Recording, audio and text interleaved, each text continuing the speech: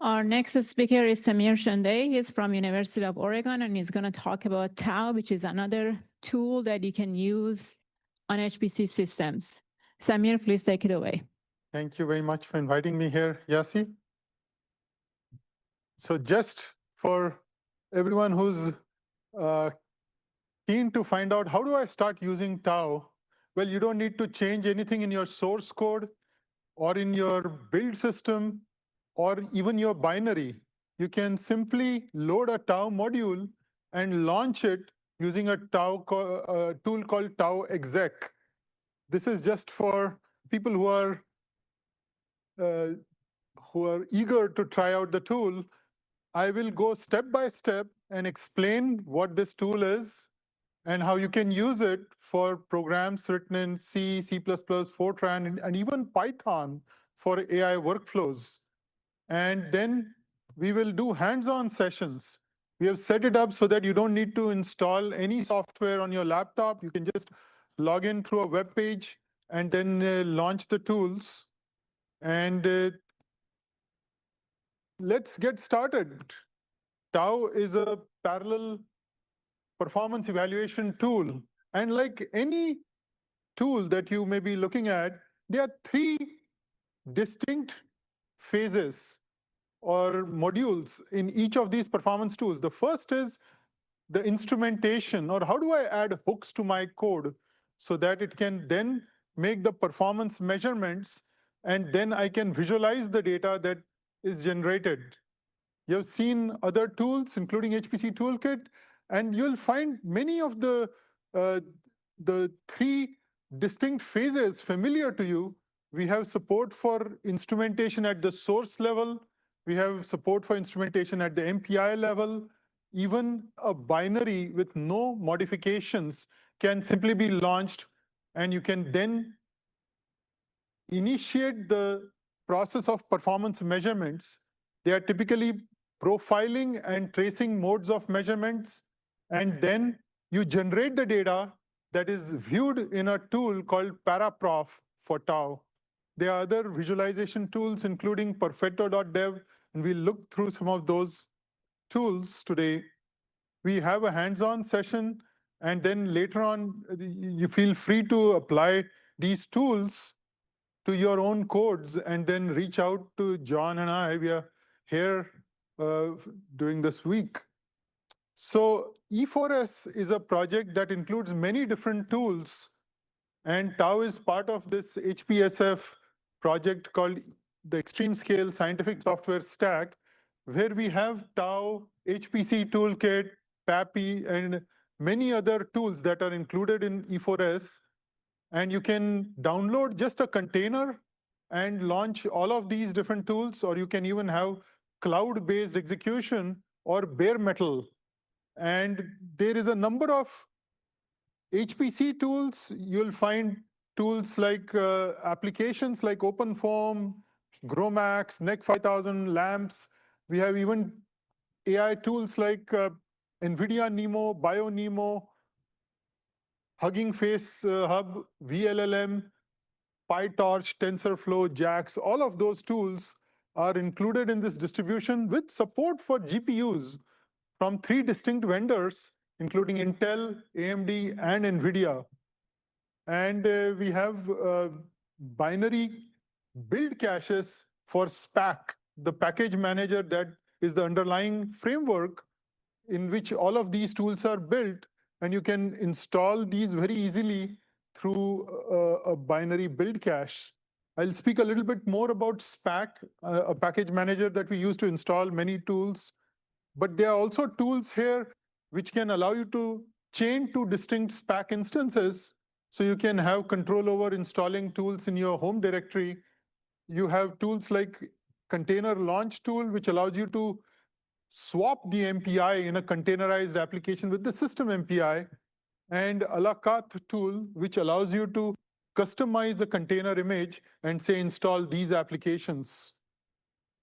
So it's a multi-institution project under the High Performance Software Foundation. You can learn more about it at e4s.io.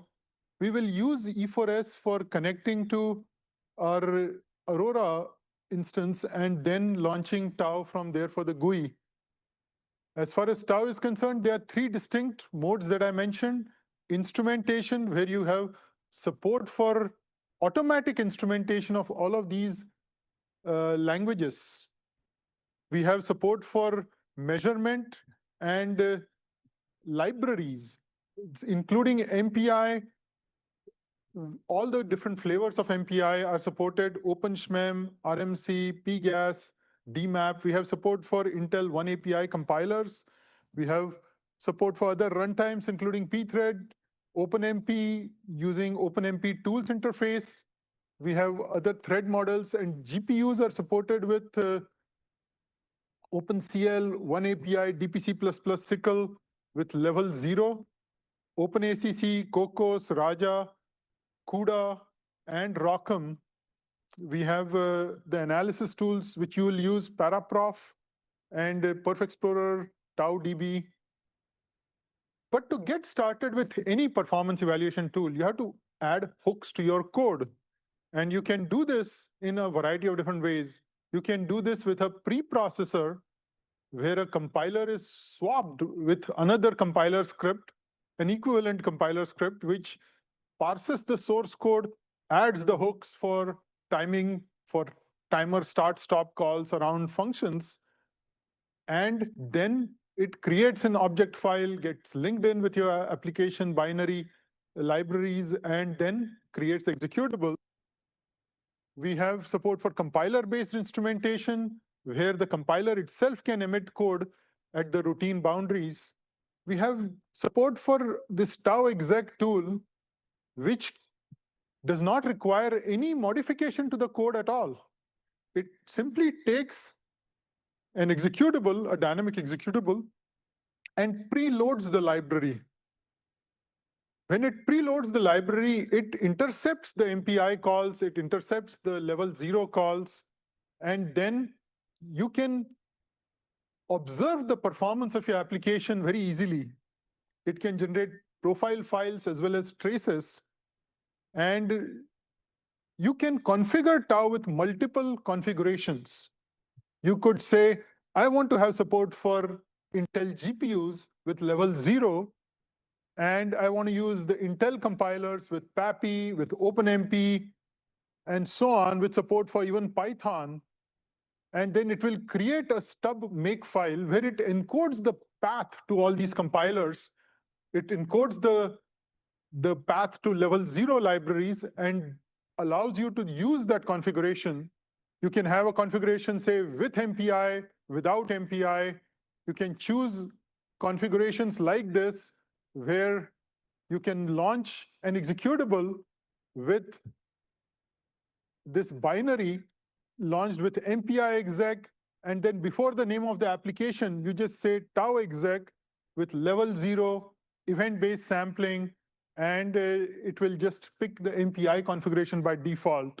If it's not MPI, use the -t serial and launch it like this. We'll have many examples which you will run on Aurora, and you'll see that all you have to do is load the modules like there with, say, module use, module load Tau, and module load Tau, Tau2, and then you can launch and instrument your code.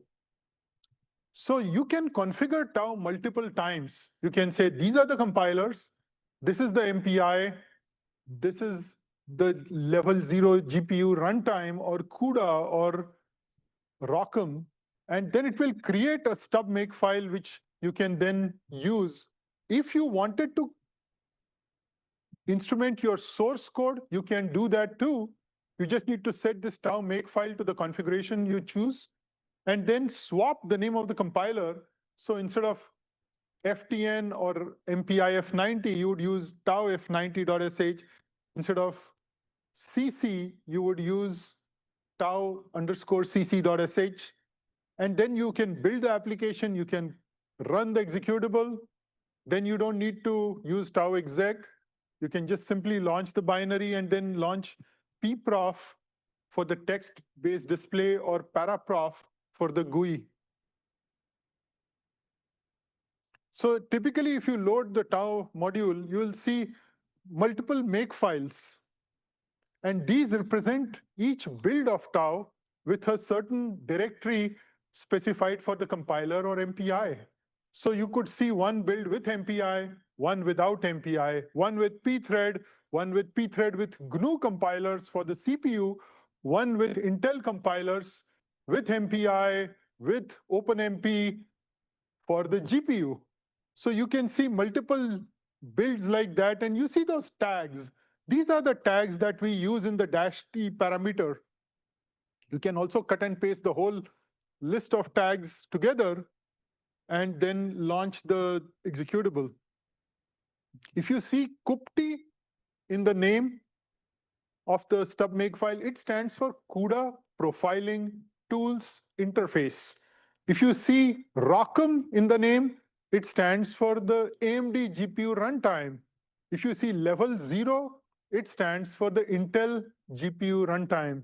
So you can see multiple names like this, but what is important here is that once Tau is in your path, you can simply say Tau exec with the -T and refer to one of these configurations, and then some additional flags for measurements. Here I'm saying EBS, which stands for event-based sampling.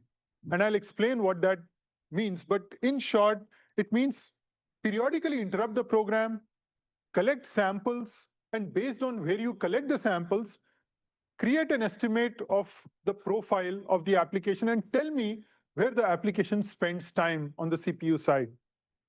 There are other GPU flags that I'll show you next.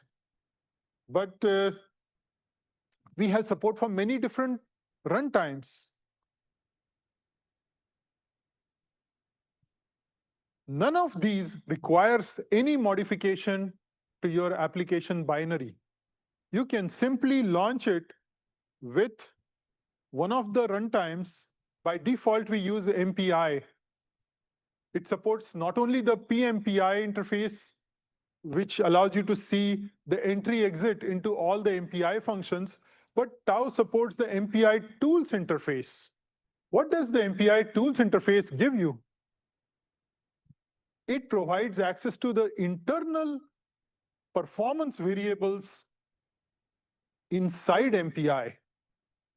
It gives you access to control variables where you can turn the knobs and change the thresholds within the MPI runtime.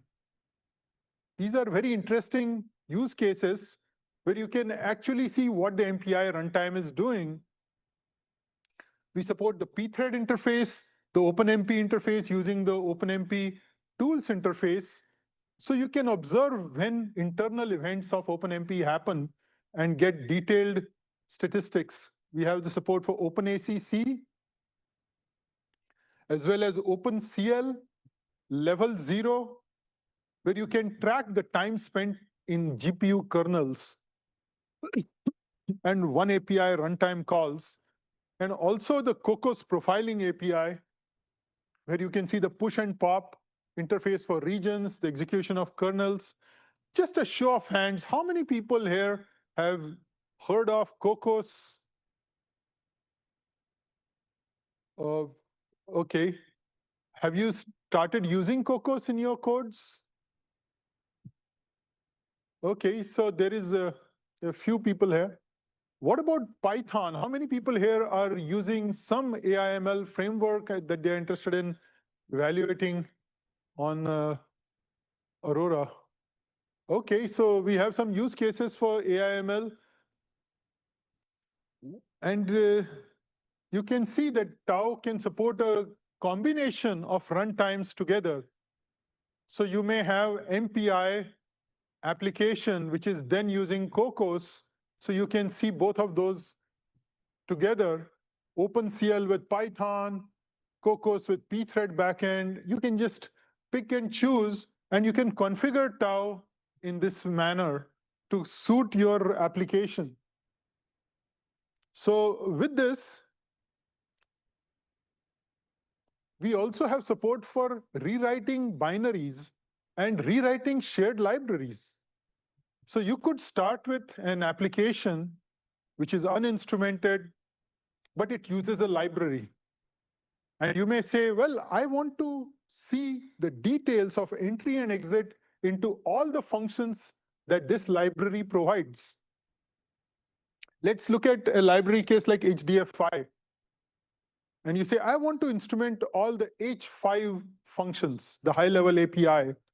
You can simply use a tool called Tau Run and rewrite the library, the shared library, and then you can use the instrumented library with the uninstrumented application and observe what happens inside that library with the entry-exit instrumentation. This is how it looks in a profile file. This is the output of a pprof output showing you exactly all the functions from the H5 interface. So when you run your application with Tau exec, you can then enable other features of Tau.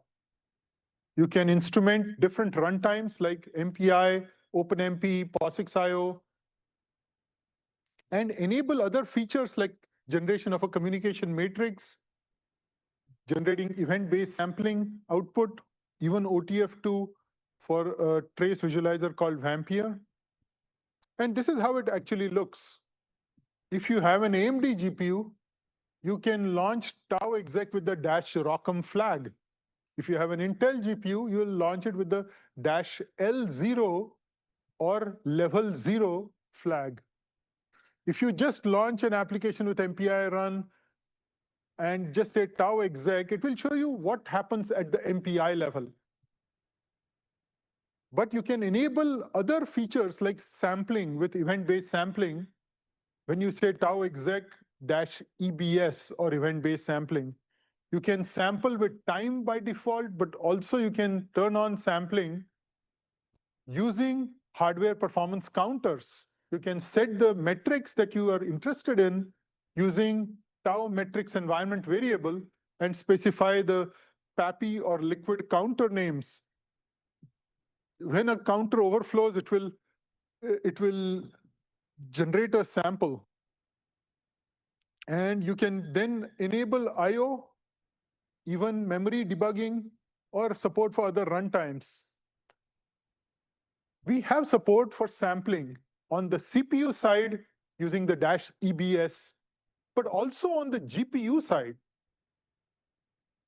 You see, by default, when you say Tau exec -ROCm for an AMD GPU, you can say instead -ROCm_PC, and then it will enable sampling on the GPU periodically, and you'll be able to see the assembly code, the details of what happens inside the kernel running on that AMD GPU.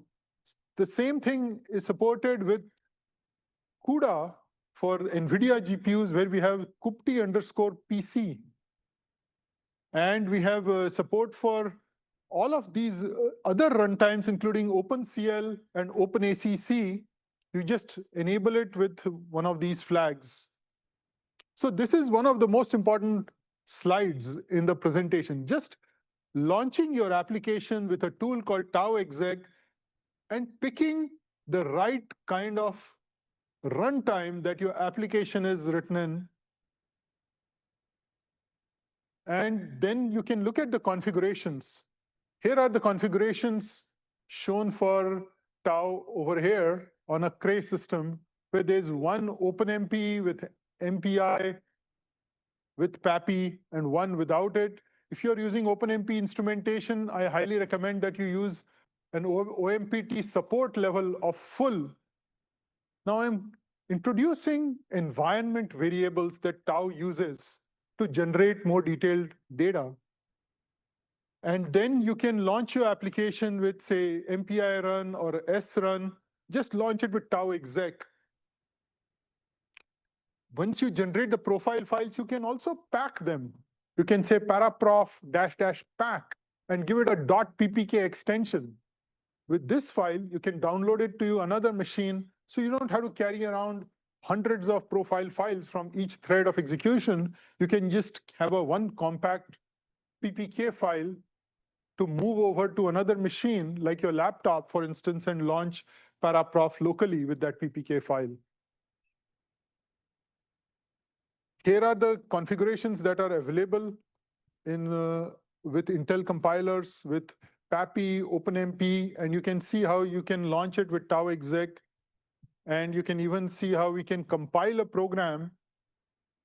If you wanted to do source instrumentation, you would just say, please use with the make file that you have, cc as tau cc.sh, f90 as tau f90.sh, and then build the application, run the executable, and generate the profile file. So those tags that you saw are really important, and they are used in tau throughout with choosing the configuration of tau, whether it is in a tool called tau exec or tau python or tau rewrite or tau generate wrapper libraries. So you can pick the configuration of tau with the -t, and you can also have a comma separated list of those tags. And then you will be able to generate the profile data or the traces. What is the key difference between these two modes? Well, profiling shows you how much time is spent in different code regions. The summary statistics, it will say in this line of code, in this function, you spent 30 seconds. Okay, that is profiling. Tracing, on the other hand, generates a timeline of events where you see entry and exit calls and what each process or each thread of execution is doing along a timeline display.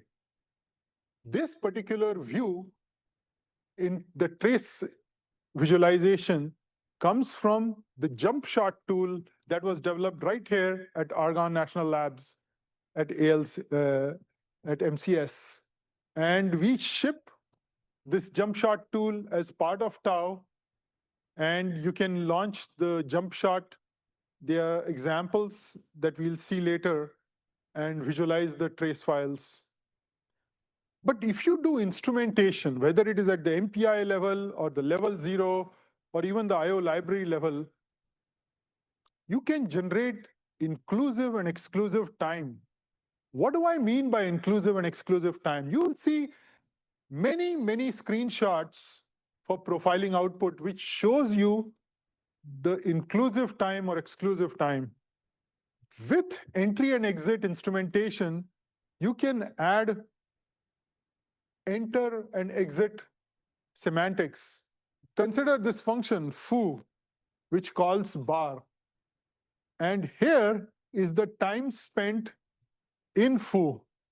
Let's say it spends 100 seconds in foo. And bar is also instrumented with an entry and exit, and foo is also instrumented. Then I can say the time spent in this orange region here is the exclusive time in foo, excluding the contribution of bar. So if bar takes 25 seconds, I'll say the exclusive time of foo is 75 seconds, okay?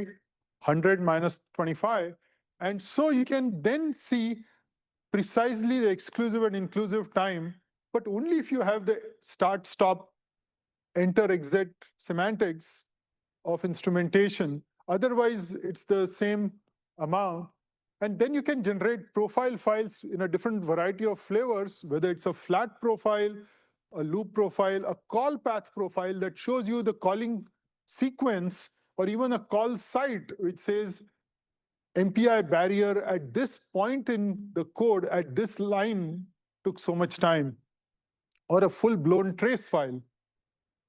So remember that you have the start and stop with, say, function information that's used for exact measurement, gives you fine-grained control, and calls are inserted in the code.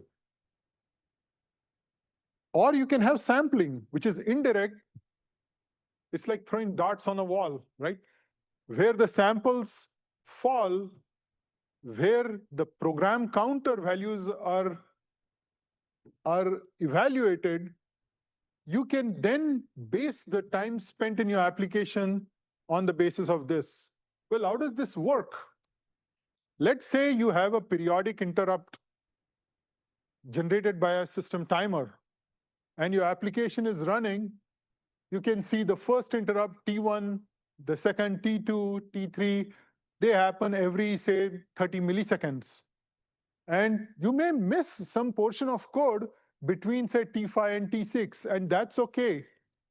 If you are sampling at 30 milliseconds and your application is stuck in a barrier for 3 minutes, you will get that barrier precisely, okay? And you can see the time spent based on where your program collects those samples. You will be able to create an estimate and say, at this point in code, I collected so many samples, the interrupt interval was such and such, so the total time spent in this code region is calculated. It's really very simple. Let's say if you have a program like this and you see that the program runs for, say, 100 seconds. And let's say for the sake of this example that you take a sample every second. So you've got 100 samples, right? If you collected 30 samples in a function whose program counter points to a file called foo.c at line number 15, then you could say 30% of the samples are collected at this line number 15, and so 30 seconds are spent at this line of code. Okay, it's as simple as that. You're just collecting samples.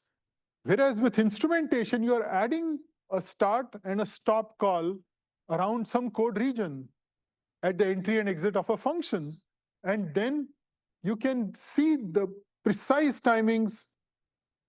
But if you have a function that's called frequently and does not contribute much, then if you instrumented a function like min, max, and it's called a billion times, then Tau has a module for throttling.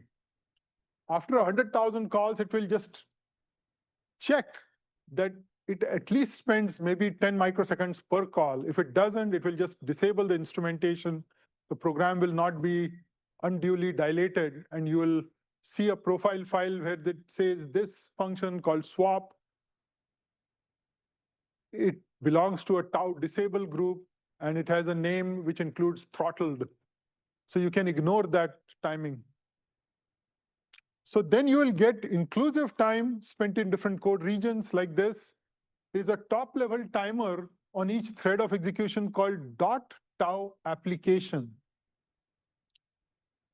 It includes the time spent from the first event on that thread to the last event on that thread. Okay, and then based on this, you will also see the exclusive time. Okay, now here you see in the exclusive time that there are some loops. A loop level instrumentation, there are some functions, and the top functions show up at the top. So it's like saying the exclusive time in these code regions is high. Focus your attention right here. Okay.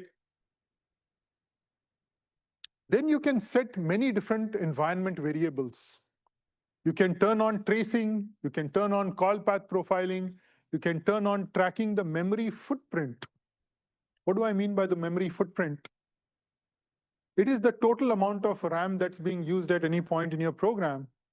And this includes, the stack, the heap, the data, the text, the uninitialized data or BSS, the total amount, like you would see in maybe if you run top and you see the memory usage. So it's taking that memory and calculating the high water mark of the maximum amount of memory that your program in that process took, and then storing it in the Tau profile.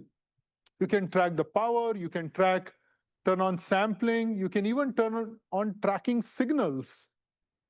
Now, this is an interesting option. Let's say your program runs and it just crashes in the middle. By just saying export Tau track signals equals 1 and running it with Tau exec, when it crashes, it will generate a backtrace from every thread and the profile data at that point and dump it to disk. So you can launch paraprof and see exactly where your program crashed in each thread. Now, this is not meant to replace any debugging tools, but it's a very lightweight way to get a good handle on where your program crashes without any changes to your program. You can turn on communication matrix display, call site, and even the metrics that you use for generating the profiles or traces. Now we have an environment variable called tau profile format.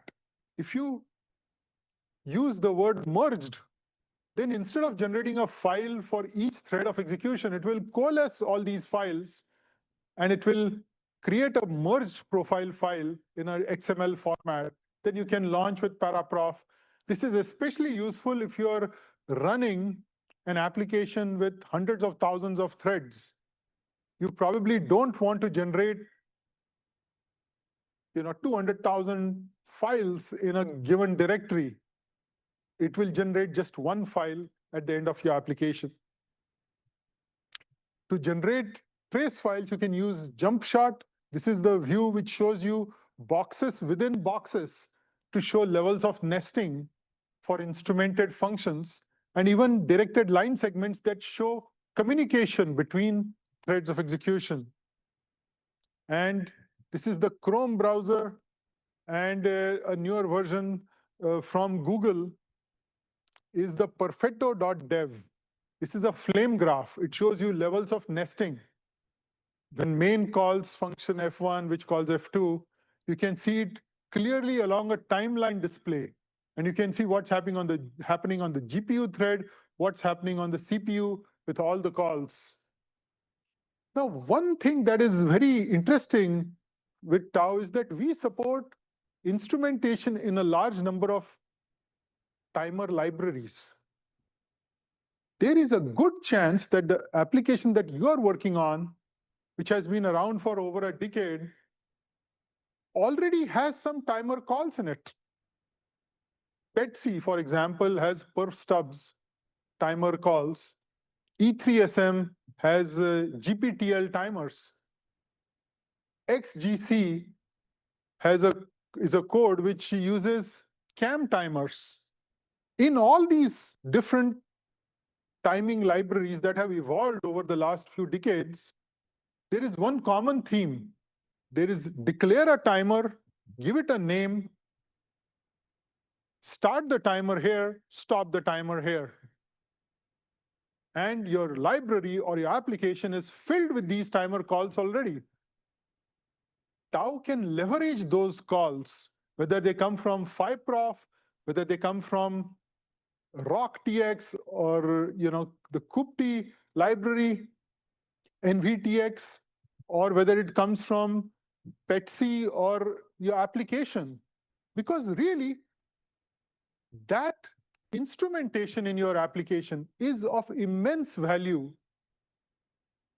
Developers have taken months to instrument your code and describe the timer. And with no change to the application binary, Tau can generate profile files and traces that extracts that name that's embedded in the application and shows it in a profile or a trace file. Here you see there are function names like propagate, simulation, translate, proton. These names mean a lot to the developer. Seeing them in the output of a profile file or in a visualizer can immediately give you the kind of performance feedback that makes sense to the developer. We want to elevate the level of abstraction that the tool provides, and getting access to those timer libraries inside the application are really, really very important. You may be using a library like PyTorch, okay? And you are looking at different epochs in the code. Now, instead of just showing you a profile file that has all the function names, if we discuss how do the application developers look at the PyTorch application, and they say, well, I've got 50 epochs in my application, and it's going through this training. PyTorch has instrumentation hooks where it says this is the start of an epoch, this is the end of the epoch. Tau can leverage that hook and show you the profile data based on every epoch. So you can see along a timeline, this is epoch 23, start and stop. It raises the level of abstraction for the tool to target those timing calls, whatever those libraries may be, but in a transparent manner, so there is no change to your application binary or Python code, or even the Python PyTorch library. You can just see all the detailed information at that level and see the names of functions that make sense to you. So I want you to think, are there timing calls in your application? Which timing library did you use to instrument your code? Can we translate those semantics into Tau timer calls in an automatic manner so you can just launch with Tau exec and see all those function names appear in the profile output? This is the Cocos output with the OTF2 trace file. Without MPI, I use the -t serial option and then enable the -OMPT for OpenMP tools interface. And I can see all the names of Cocos regions. I can see the names embedded in your application. For those of you who are familiar with Cocos, it's a performance portable library written in C++. It uses Lambda functions. It provides constructs for specifying work without specifying where it is executed. So you would have a source code which says Cocos parallel for and a Lambda function that describes the work to be done. You'll see Cocos parallel scan, Cocos parallel reduce. The first argument of that is a character string. It's anything you can put in it that describes what is going to happen. So here a person has written something like calc kinematics for LMs.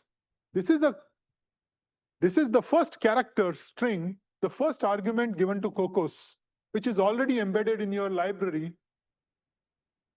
And this string makes its way through Tau into profile data, into traces, and it shows you what's happening at the level of those parallel fors. Instead of showing you the big, large name, which is a demangled name of the C++ Lambda function. If you are launching Paraprof, you can simply launch it like this, and it will work well. It will show you the GUI. It will show you all the node names. If you have a Mac and you're using Xquartz, there is a bug in Xquartz that renders the display with black screens. And if you find a Paraprof display that doesn't look pretty, that looks like all black screens, then simply launch Paraprof with a -fix Xquartz argument. Okay, if you're doing SSH-y to Aurora. And then all the display windows will look correct. It's just one of the quirks of an Xquartz implementation.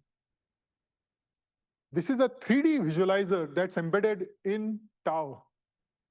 You can see all the MPI ranks. You can see the function names. You can even see the z-axis, which shows you the exclusive time. And you can then even move the function and thread slider to reach a point in the 3D space where you can then see the time spent. Did you have a question? No, okay. So you can rotate this 3D display. You can see the shape of the display. Now, can you see over here that there are two functions that are kind of opposite to each other? One is concave, the other is convex over the ranks. This behavior would be very hard to see in a tool that has just, many different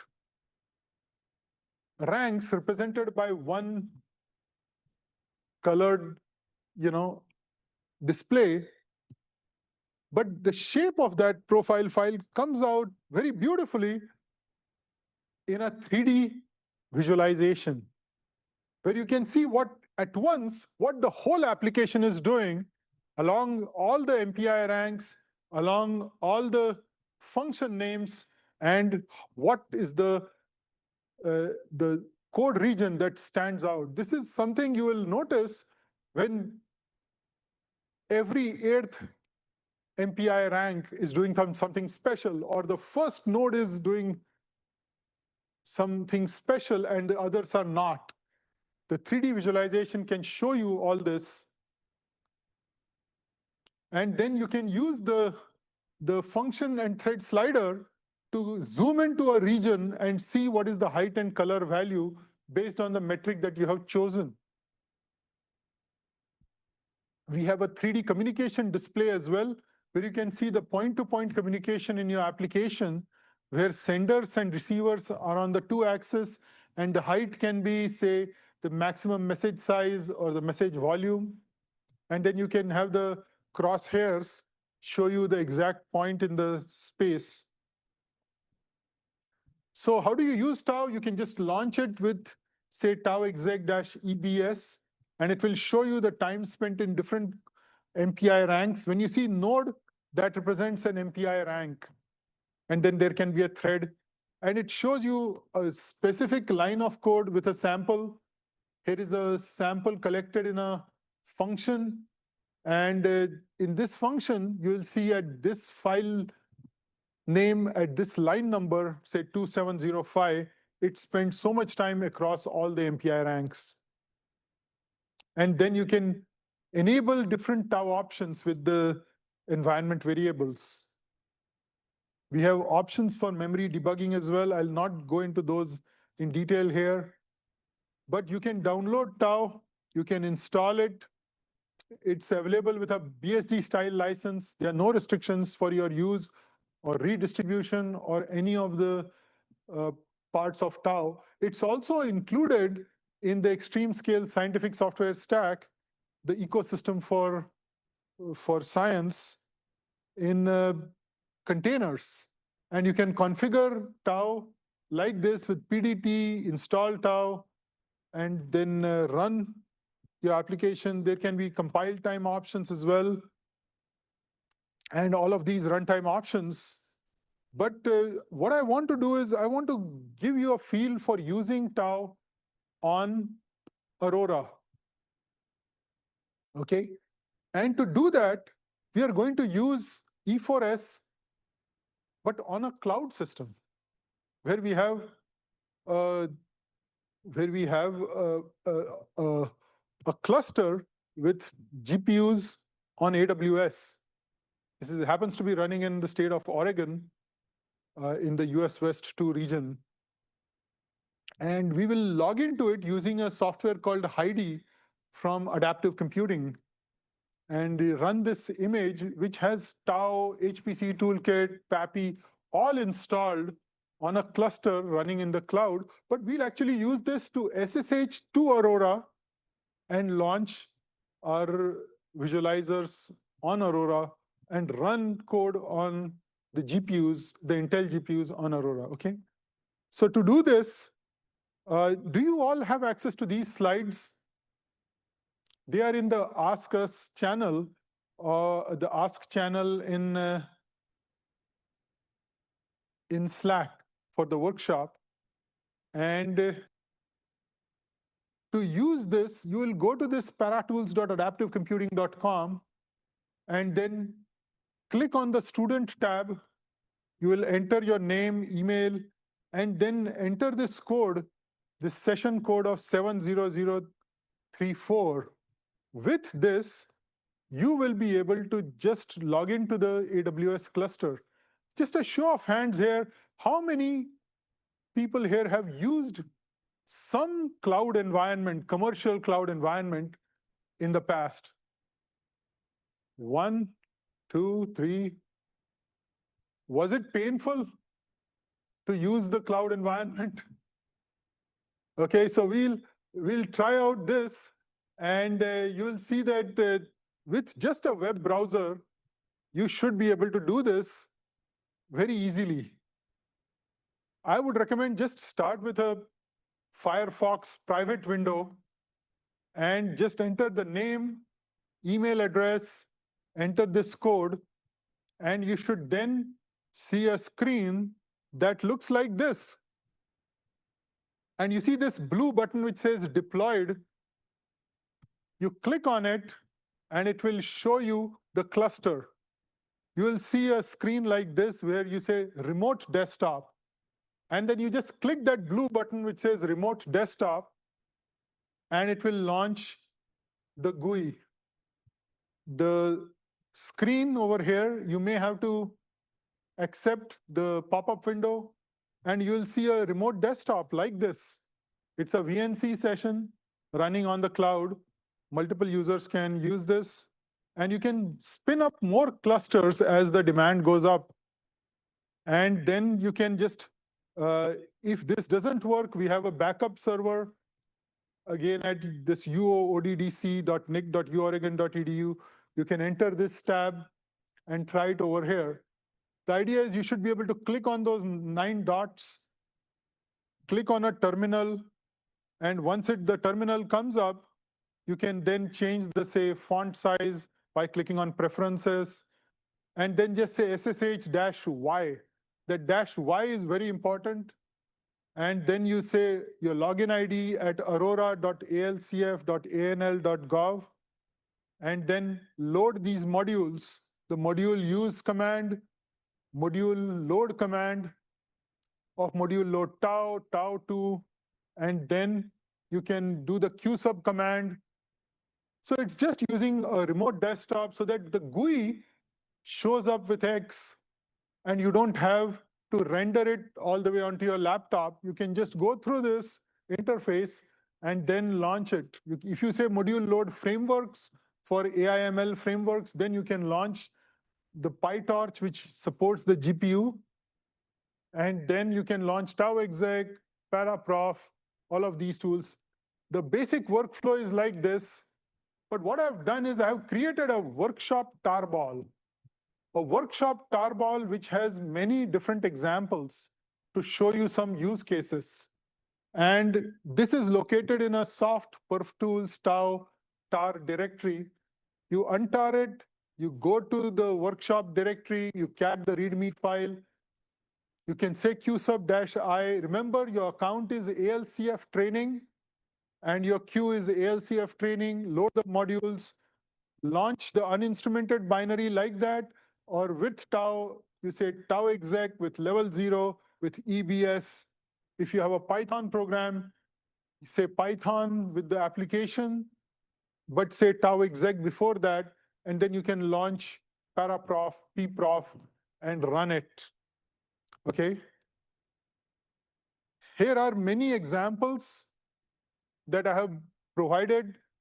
MPI with DPC++, MPI with OpenMP, just plain OpenMP without MPI. And all of these directories have a file called run.sh. If you just say /run.sh, it will do the right thing. It will run it first without tau, then with tau. You can cat it, see what's happening. It will generate profile files. It will even launch pprof for you. You can cd to the build directory and launch Paraprof if you want the GUI. And this is all the hands-on there is. So what do we do to use tau in this hands-on session? We untar a workshop tarball. Very simple, right? Then we cd to each of those directories and just run /run.sh. You will see the profile data generated for the MPI example. You can look at the source code and then move on to different use cases. MPI, without MPI, with DPC++, with OpenMP, target offload, or even Python examples with TensorFlow, with PyTorch. And then you can look at all of these examples and see the profile output. Does that sound okay? These are the steps, and we'll do these steps after we log into Aurora. How do we log into Aurora so that we have a GUI support? We'll use the AWS instance. I can launch multiple AWS instances very easily. I just have to go to the web browser, go to Heidi, and here is an example of on-prem clusters. And here is an example of Heidi running over here. Here is a cluster manager. Here are workshops. Here is a Tau workshop. And if I wanted to launch another cluster, this is a AWS 1 cluster that's running. I have 11 people here. If I want to have more, I click on a deploy button. It launches a second cluster with multiple nodes, so people can log in. And login is easy with this code. And you can just have this is available, this is deploying. So we can load balance. We'll just bring up 3, 4 clusters as the load increases. And we will go step by step together and look at this interface and generate the profile files from the remote desktop. So what is the first step? We'll go to this web page. We'll click on the student tab over there and enter the name, email address, and this workshop code 70034. And then we'll go to the deployed cluster, click on it, and click on something like this. It says the blue button deployed. Then click on the remote desktop. And then you can go and see this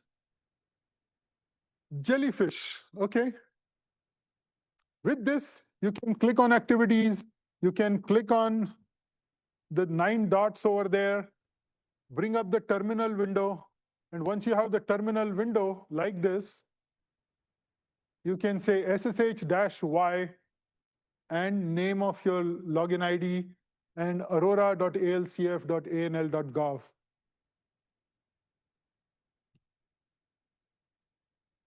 Okay, so does that sound okay? Any questions with what I just showed? That code is, again,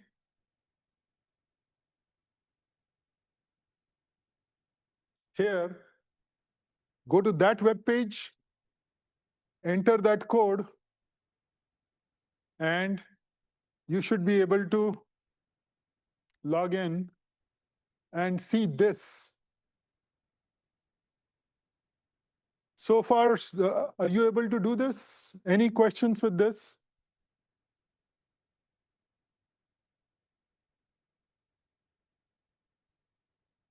First of all, is there anyone here who does not have access to the slides? Are you all able to download the slides from the Slack channel? Are you all able to go to this paratools.adaptivecomputing.com? Are you able to put in your login name, your name, email address, and the 70034? Are you able to see this? Yeah? Yes? They are in the Ask channel. Yeah. There is a URL for today's slides that Yasi is posted. You click on that, it takes you to the Box webpage where the slides are located for Tau HPC 25. So is this okay? Are you able to get a remote desktop? Click on it. Just a show of hands, how many people are able to see the jellyfish? Okay. What is stopping you from getting there? Are you able to go here to this web page, enter that code, and launch For those who are having trouble, please raise your hand. Are you having problems with Firefox remote? Are you having problems with Firefox private window? Yeah. Desktop is not loading for you? I have a second backup. Try Firefox private window with Safari, okay. But Firefox is okay. Have you tried with Firefox? Private browser? Okay, so I have a second option here. Can you go to the uoddc.nic.uoregon.edu and enter again in the student tab, enter this 25724, a second. So I mean, I see about a dozen people who are successfully able to enter this. If you have a problem, please try this as a second server. You may have to accept the certificate. You may have to say, visit this website. Okay. And try the remote desktop. We are trying to make it so that you don't have to install any software. You can simply have a GPU accelerated desktop where you can run the tools locally as well as SSH to Aurora. And you have the same kind of an environment where Tau is pre-installed. Just that on the cloud systems, I have NVIDIA GPUs, like on Polaris. And anyone else who's still having trouble connecting? Raise your hand if you're still unable to connect. So do I assume that most of the people have access to a remote desktop now? You can say SSH. You can open up a terminal window.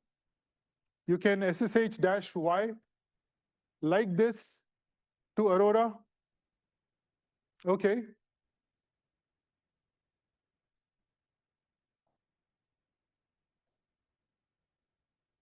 So cloud systems are, of course, pay as you go. The University of Oregon system is persistent. So you have, you know what I mean. So if you want the cloud image to be brought up, you can email me. I can bring it up on demand. If you say, I want to have a cloud cluster running from Tuesday from 5 to 7 p.m., I can do that. Or you can have your own VNC-based solutions. This is just for the hands-on session. I said, let us have a solution where the participants don't need to install anything on their laptop, that they can just go to a web page and get a VNC session so they can have graphics rendered on that. Okay, that's all. That's why we're using cloud. And I just spun up another cluster, as you saw. It does load balancing. As more people come in, it can push people onto the other system.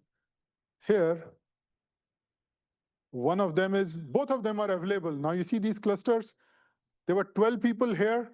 There are 2 people here. If more people log in, they'll put it on the second cluster. There's a capacity of 40 I have put for the first one. So please go ahead and use this. Each of these systems has 2 nodes as well as a login node. And you can run with qsub a command that launches jobs on the compute nodes as well with GPUs. I have other clusters down that I can just deploy with this code. And this is the Heidi workshops tool that I'm using. Now what I'll do is I have a qsub command in this workshop tarball. It's like this. Okay. And I have a module use command, module load command, module load tau2. Is that okay? And with this, you are all set. You have to essentially look at this soft perf tools tau tar workshop.tgz. Untar this workshop.tgz in your directory.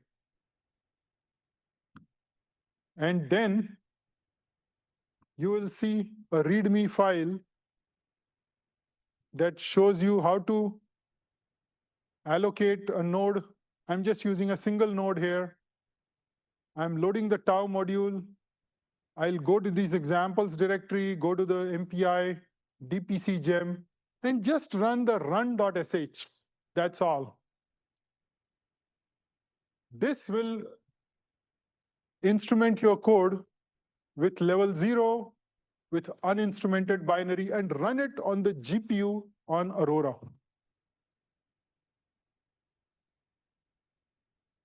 So I'll take a few minutes here to help you do that. But anyone having trouble in logging in to Aurora with the remote desktop?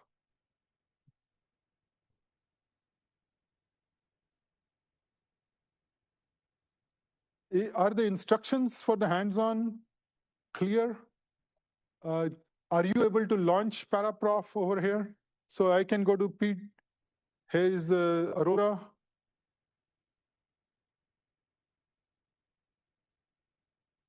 Okay, I can simply say this.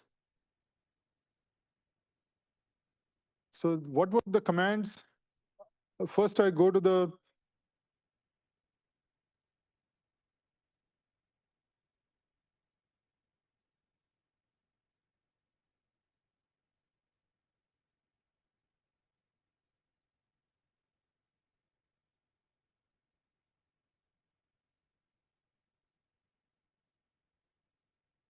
first step is untar the tarball once you're on Aurora, cd to the workshop directory, cat the readme file, cut and paste the qsub command.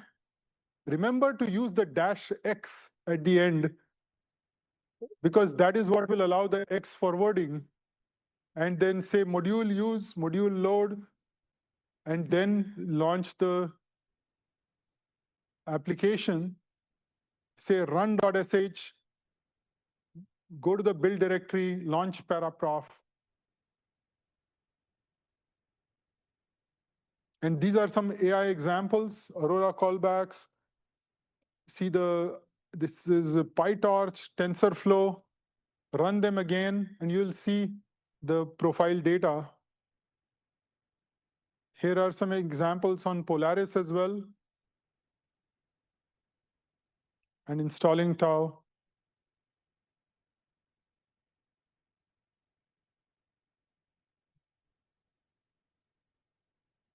So let me just try doing some of those. I can tar XF to that tarball.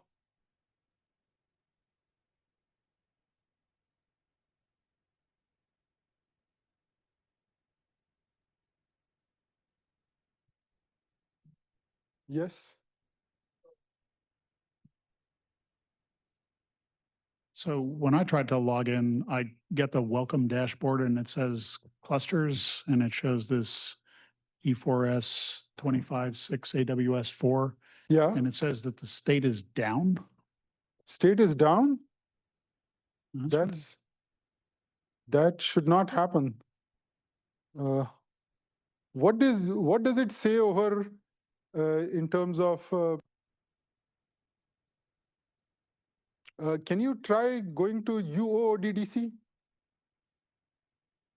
And you can either log in directly on UOODDC with your LDAP credentials or use the student tab. So here you would go to UOODDC, and John, you have access. You would just say login with LDAP. Over here, give your University of Oregon username, password, and you'll see a Mothra VM. It will look like this. And here is the Mothra VM.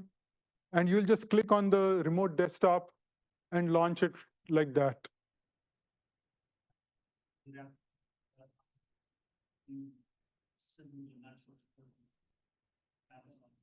What is the name of the cluster? Is it 3 or 4?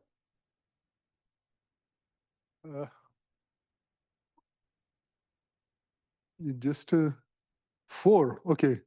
So this should not have come in. If you log in again, it will send you to a different one. It should have said just 1 or 2, which were up. I see. I had the 4 is not in a up state.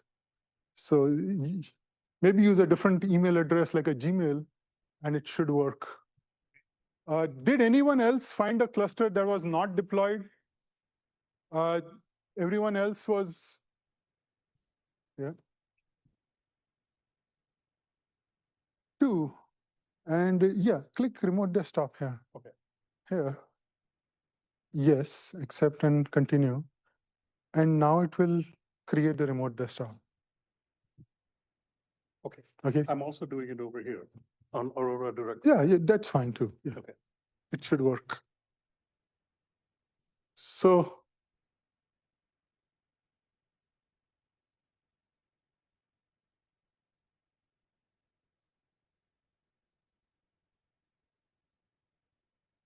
if you want to copy text back and forth, you can use this little arrow over here. And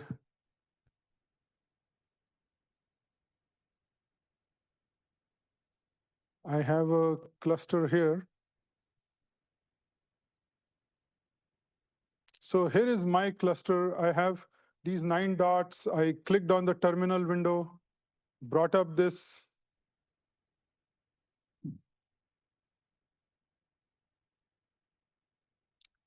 desktop. I'm on Aurora. I tar this workshop.tgz file from soft perf tools tar workshop.tgz. Okay, and then I cat the README file over here. It will show me the command. All you have to do is click. You can always copy over here, right click and copy and paste, or use the middle mouse button. And when I say qsub, I use the -x. So I have a node allocated for 2 hours with the account ALCF training, the queue of ALCF training. I'm just asking for a single node. And hopefully I'll get the node quickly. But what is interesting is that this node itself that you are on, this is a regular cluster. It has a lot of software pre-installed. If I were to just click this plus window, I can see a remote desktop, and then I can go to examples. There are README files. I can use NVIDIA GPU on AWS as well. In each subdirectory, you can find files there. But here, I am now on Aurora. You can see clinfo-l, and you can see the 6 Intel GPUs on this Aurora node. I am now in the TMP workshop directory, and I'm looking at the README file.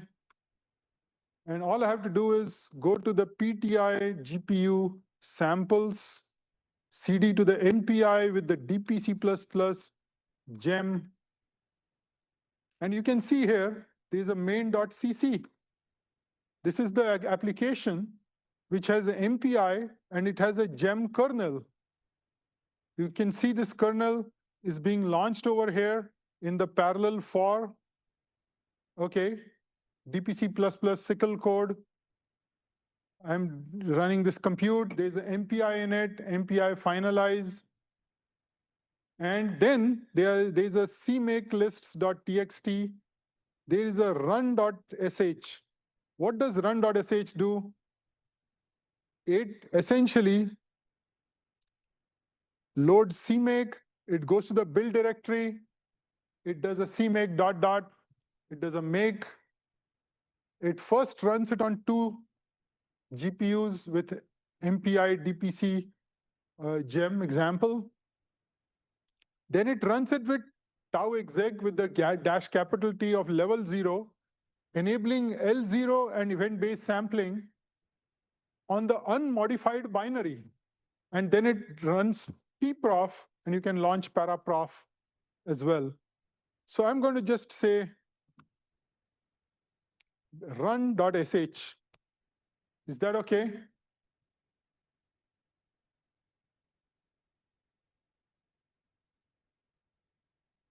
Do you see? It's showing you rank 0, rank 1. It runs it again. And then you get the pprof output. It shows you what happened in that application. You can see the samples where they are taken. You can see on the other thread all the level 0 calls with the ZE ZE event host synchronize correlation ID. And there is this kernel. Do you see thread 2? It says level 0 GPU. It has a long name. There's a run and check function. And then it says this is the GEM, GEMM kernel. This is from the source code. And it tells you that it was called 4 times. It took about 4 seconds, 4069 milliseconds. It was called 4 times, roughly 1 second each time to calculate the gem. And then it shows you the overall execution. This is a very simple MPI program. You see MPI in it, MPI finalize. This is the text output. If I want to look inside the build directory, I can go into the build directory like this and launch paraprof. Do I have paraprof in my path? I do not. Well, I need to do this TMP workshop README file and then load these modules. You see these modules? I need to load them after doing the qsub-i. I copy it and I paste it. Now the modules are loaded. Frameworks is optional. That's for Python. And then I can say which paraprof, and I have paraprof, and I can launch it like this.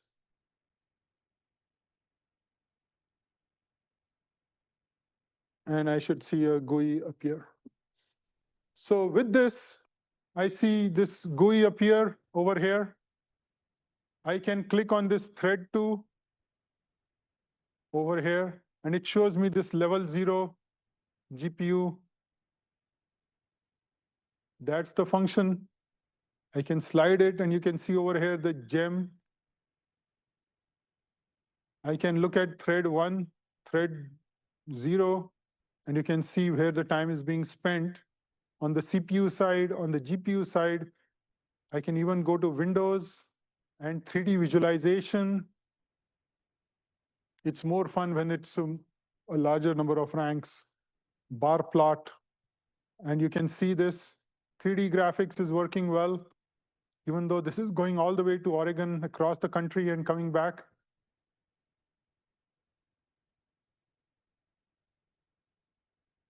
You should be able to do this as well with paraprof on the remote desktops. And just CD to this, go to the next directory up, and go to the MPI OMP gem, cat the run.sh, run it like that.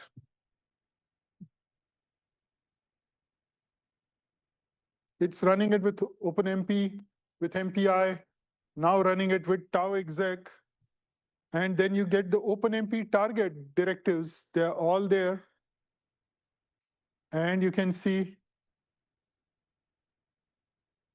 the time spent in different functions. You can see the level 0 GPU OpenMP offloading.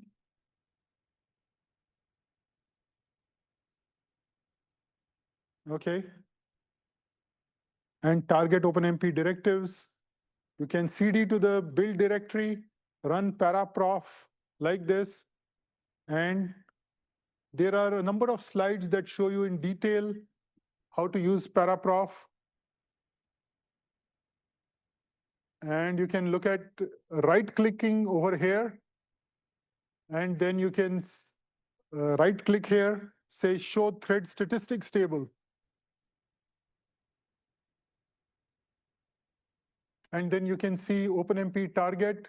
You can expand this. You can see the context. You can see the samples. You can even see low-level operating system activity like GI schedule, yield, and so on. Close this window. Click this. If you right-click here, you can see many other examples. And then close this window. Exit. So raise your hand if you're having problems connecting to Aurora, downloading the workshop tarball, or any of these examples are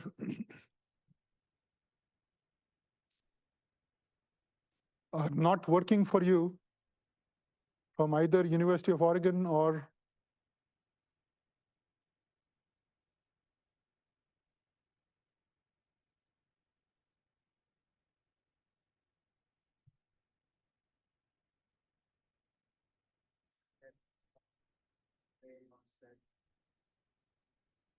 let me just see.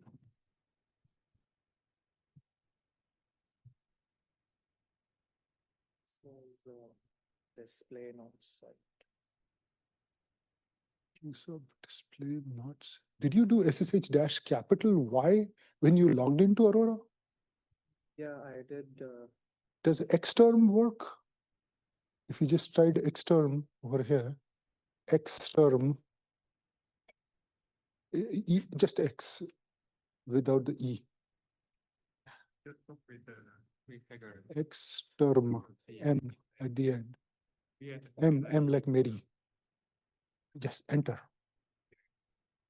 Cannot display. Display is not set. Do an exit. Okay. Now up arrow. See, you did not use -Y. That's the problem. It has to be uppercase Y. Yes. Then that should work. Perfect.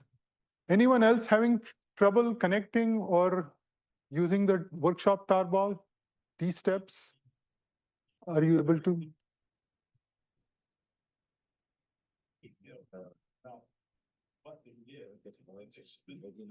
Now it's ready. Yeah. Now CD to the workshop directory. Yeah. LS. Cat readme file. Readme. Yes. CD to that PTI. First of all, load the tau. Load the tau modules. See, just more of on this readme file. More readme. Yeah, readme. Yeah. So you see, cut and paste these module use commands, and then CD to this workshop, this directory, and just CD to this and say /run.sh. That's it, right? Anyone else having problems with connecting to this remote desktop?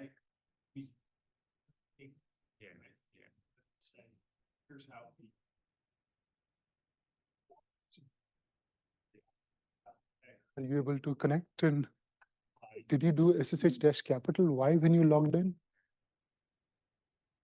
Just see. Yeah, that's the reason you're getting this. Yeah, just do the SSH-Y and then it will work. Any issues? It's working to start. Okay, and you did a Y while logging in, right? SSH-Y. Okay, yeah. Any? It's working. Paraprof, pprof. Are you able to launch?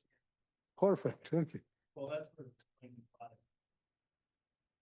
Any problems in connecting for you? Are you able to connect? Why don't you open up the slide? Yeah. Okay. Yeah, this one, yeah. CD to the, yeah, Like yeah. synthesizing. So here, first connect with Firefox private window to Firefox. There is Firefox. Yeah, this open source browser, you just say Firefox. You know how many places CUDA div is called in 100,000 line code is like, so it turns out that the number of unique call tags that reach some of these instructions is over half an operating. Because, you know, this is for like, they're like map intrinsic routines and stuff. Are you having any problems in connecting or installing any software? Sorry, I was busy. Census from third. Oh, okay, okay. You were. Is everything working for you? Oh, sorry, yeah. 1 sample per second, because it's go like it's 100,000 tabs and extending. Are you able to So, launch now with the? Yes, on the debugging portion. trees. Do you want to try the remote desktop and launch this? If you Okay. have like, you know, Are you able to connect and, But I'm stuck in another problem on the. okay. There, in the back. So please raise your hand if you need any assistance with these steps. better solution. Very good. You are able to launch it and just click on a node over there, say thread 2, and you'll see what's happening over there. This is just a, yeah, click on thread 2 here. Yeah. And you'll see the gem kernel taking up so much time. And you're running it on that GPU, so you can launch it. But, Yes, are you able to? Very good. Now CD to the MPI directory over there. They're rolling Yeah, MPI OMP gem. CD to that, and the build directory within that. CD to the MPI or DPC MPI DPC gem. And then CD to the build directory within that. CD to the build. Yeah, and then you can say paraprof also. So paraprof, PARAPROF, prof, enter. So And the GUI will show up it's, and you'll be able to it's, visualize the data. there's. Yes. Okay, so this is See? like an NSF project or something that. Mhm. It is, but the University of Oregon is still on. There was a backup, the UODDC, that is still on. So you can always use that. Yeah, yeah. So click on this thread 2. Yeah, click there on the red. And you'll see on MPI, it is running the kernel on 2 different GPUs. Thread node 0, node 1. 2 MPI ranks, MPI kernel. Is it okay now? So, I'm writing the command. okay. And it's there in the README file if you want. It's in the workshop README file. So you saw, did you get the tar XF of the workshop? Look at the top first line over here. Tar XF, soft perf tools tar workshop.tgz. That's the first thing you should do. Tar. Yeah. Tar XF. Yes. So just a set of examples to get you started.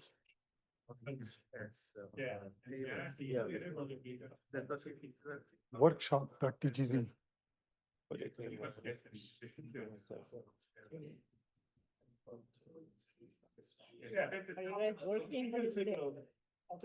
Something else. Okay, and catch the README file, and then you'll be all set. So there are many examples here, including AI examples. You can see similarly a workshop tarball on Polaris for NVIDIA GPUs. If you wanted to try that, you can do that as well. There's a ALCF training account and queue. You can install Tau locally on your laptops. You can download Tau in a container from the E4S webpage. You can just go here, you can do a Docker pull, or you can download the Singularity images. You can use the base images. There are other tools here. SPAC is used to install tools like Tau. This is how you use it to install Tau locally yourself. And if you wanted to use this on AWS that we all logged into, there is a bunch of examples here too. You can run an MPI example just locally without SSHing. And you can look at an example with like CoMD, cat the tau.qsub file where you see tau exec-ebs is used for MPI, and launch paraprof all locally. And there are some examples here with multiple exercises with PETC on the CPU, on the GPU, and you can see all the internal PETC functions appear in the profile file. There are exercises like this to generate trace files. You can use the GPU on the clusters, and there are 2 nodes over there in your cluster. You can also launch perfetto.dev. Here's the CUDA application with MPI. You can see CUDA kernels. There's a 3D graphics example. And a lot of this work goes on at the Performance Research Lab at the University of Oregon in Eugene. I would just like to thank our sponsors, including the Argonne National Labs, the US Department of Energy, Office of Science, the Tri-Labs, DoD, NSF, NASA, Intel, CEA, and our partners at other schools, and the STEP and PESO projects from Office of Science, and the Exascale Computing Project. So please feel free to continue using these remote desktops. Let me know if you have any other questions. We are at the end of this session at 2:30 p.m., but we will continue the hands-on session so you can continue using this. I am available here all 3 days. If you have an application, please reach out to me. We can sit together and instrument the code, run it with Tau, and launch it. If you need to use this after the workshop ends, you can do the same thing with our University of Oregon server that I had put over here. This is slide number 55. You can do the same thing on this server. You will see a Mothra VM SSH from there, get a remote desktop, and use it just like we are using on AWS right now. Oh, and I would like to thank AWS for their support for allowing us to do this.